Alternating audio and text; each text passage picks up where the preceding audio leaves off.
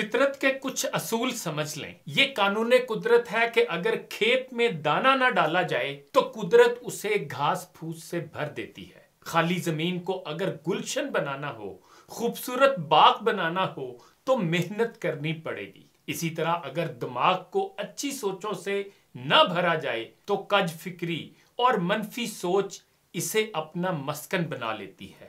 यानी इसमें उल्टे सीधे ख्यालात आते हैं और वो शैतान का घर बन जाता है। जैसे अंग्रेजी मुहावरा है कि an empty mind is the devil's workshop.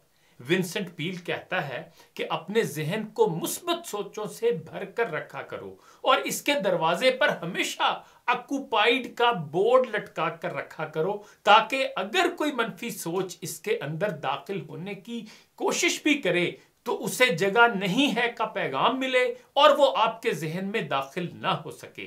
मुस्बत फिक्रो अमल में बरकत है।